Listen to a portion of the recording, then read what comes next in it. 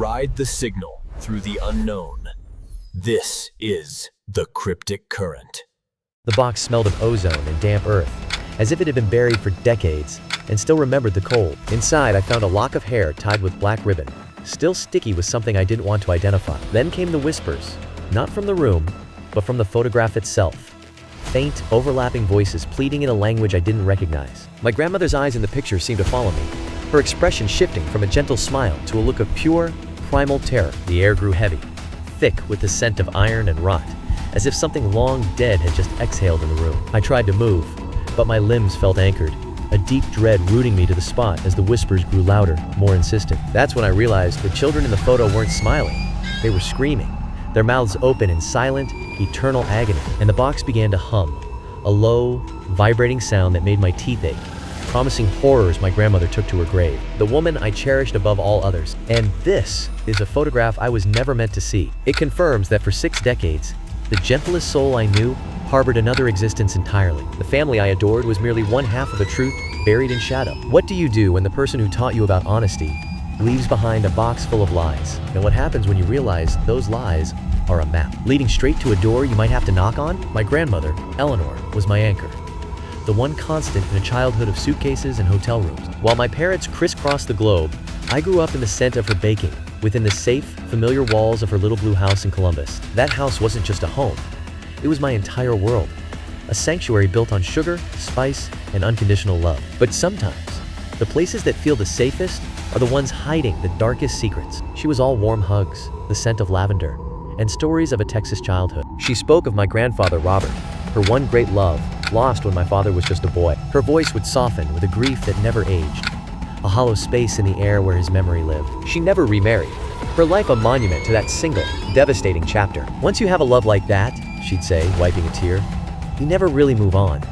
I believed her. We all did. The video shifts to the present day. She looks sad but resolved, the scent of old wood and forgotten things hanging thick in the air. It had been a month since the funeral. The responsibility to clear her house was mine alone. Sorting through her attic was a heart-wrenching process, each item a ghost of memory. Then, tucked behind her antique sewing machine, I found something unfamiliar. It was a beautiful keepsake box, lined with aromatic cedar, and it was securely locked. I discovered the key nestled in her jewelry box, concealed within a hollowed-out copy of Gone with the Wind, her cherished novel. I assumed it would hold more faded photographs and letters, gentle memories of Grandpa Robert and my father as a boy. The air in the room grew thick and stale, carrying the faint, metallic scent of old secrets. I was utterly mistaken. Sarah's fingers trembled as she lifted the lid, the musty scent of old paper and damp wood rising from within. The camera peered inside, revealing not the expected mementos, but a collection of unsettling artifacts that seemed to hum with static energy. A small, tarnished key lay on a fob, its engravement reading, "The Sea Breeze Motel,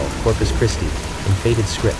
Beneath it, a bundle of letters addressed simply to E, or creases that suggested they'd been opened and refolded countless times. The first thing that hit me was the smell, an acrid blend of ozone and something faintly metallic, like old coins left in the rain. It clung to the air, thick and invasive, as I stood before the P.O. box registered to Lawson. My fingers brushed the cold metal of the watch left inside. It was damp, almost sticky to the touch, and in that stillness, a low, rhythmic scratching began from somewhere deep within the box, a sound that hollowed my chest with dread. It wasn't lavender, salt air, and old paper. Then my eyes found the name on the letters, Lawson. The air grew heavy, thick with the scent of ozone and forgotten things. Her maiden name. Why was she receiving mail under that name, decades after her marriage? The paper felt brittle and cold against Sarah's fingertips as she carefully slid the letter open. Her breath caught in her throat as she read the opening line aloud, her voice barely a whisper. "My dearest Ellie, another month gone. The gulf churns a leaden gray, mirroring this hollow ache in your absence. The children's nightly questions about you hang in the stale air, unanswered. Yesterday, Michael took his first steps, a moment now tinged with the metallic scent of loss. That milestone, meant for shared joy, is just another ghost in this house. The distance is pure agony, but I understand your choice. Just know that here in Corpus Christi, you have a family that still loves you. They're waiting." Sarah's face drained of all color, her expression frozen in shock.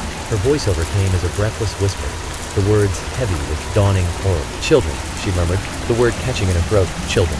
Plural. Then, with a final, hollow realization, she whispered, "Thomas." Who was Thomas? The world seemed to shift on its axis beneath me. This wasn't some clandestine romance, some hidden affair. The air grew thick, carrying the faint metallic scent of ozone and old dust. This was something else entirely. Sarah hunched over her laptop, the blue glow carving shadows across her face as she dug deeper. Her search for Thomas Lawson, Corpus Christi, finally yielded a result, a digital obituary from 2012.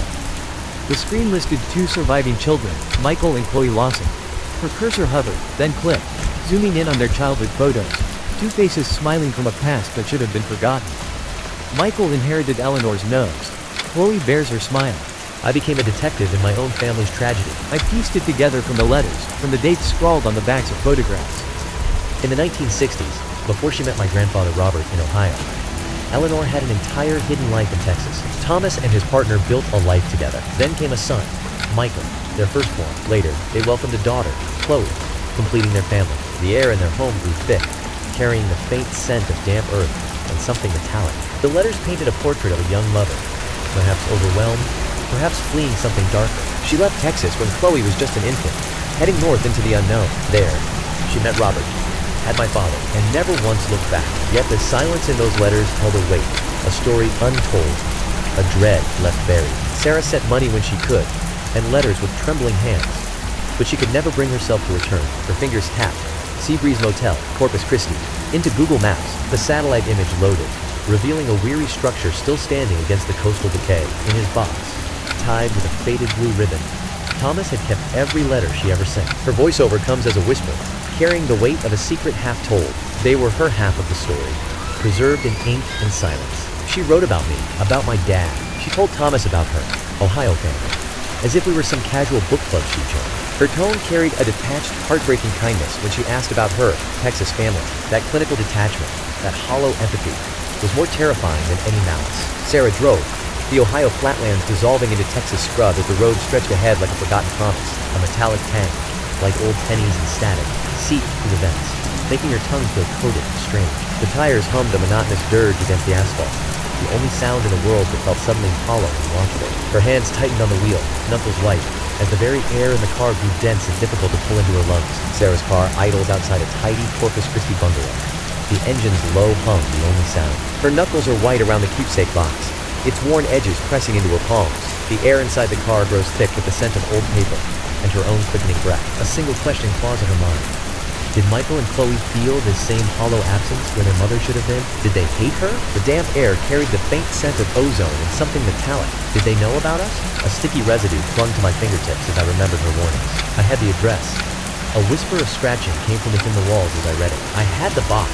Its cold surface felt like a promise of rot and secrets. I held a truth that could shatter 2 families forever. Sarah approached the door, each step heavy with the weight of what she carried. The bell's chime cut through the damp night air like a knife. Michael, a man in his late 50s, answered, his expression unreadable in the shadowed doorway. He had Eleanor's eyes. On camera, Sarah's voice hitched, thick with a tremor she couldn't suppress.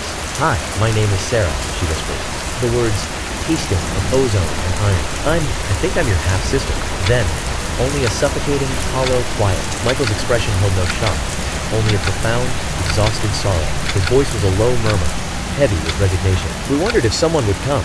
Eventually, after your father's obituary listed her as a survivor last year, we knew she was still up there. Sarah stepped inside, the air thick with the scent of aged paper and forgotten memories. Her eyes were drawn to the wall, where a gallery of Thomas's photos stared back, their smiles frozen in time. Then, on a side table, a single frame stopped her breath. It held a young Eleanor, identical to the photo Sarah kept at home. A tearful Chloe whispered, "She sent a card every birthday," the words hanging in the heavy, silent air. The envelopes always contained a little money, never a return address, just a postmark from Ohio. Dad, Thomas, he never stopped loving her. He called her a bird that needed to fly, but he wished she'd flown back home. Sarah asked, "Did you hate her?" Michael's voice grew heavy. "For a long time, I did. Then we just felt sorry for her," he whispered, the words barely audible. To live like that, split in two, it was its own kind of prison. We had Dad. He was everything. You could hear the house settle around him, a low groan of wood and stone. The air grew heavy with the scent of old paper and something metallic, like dried ink and forgotten fear.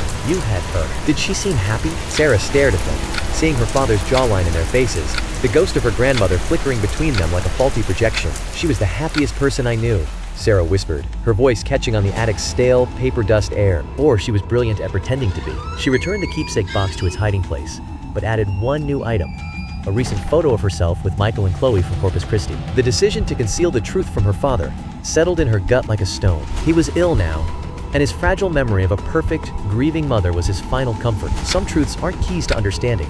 They're just grenades, waiting to shatter the world he has left. With trembling hands, I secured the latch on the box, its mechanism clicking shut with finality. I returned it to its place on the shelf, the air in the room now thick with the scent of aged paper and dust. But as I turned away, my gaze fell upon my desk, and there they were. 2 photographs, placed side by side.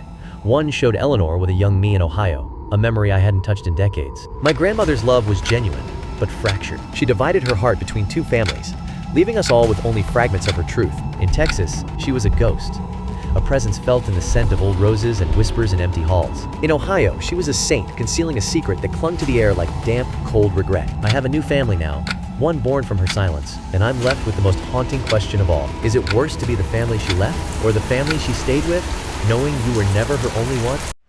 If the signal hooked you, subscribe and catch the next ripple.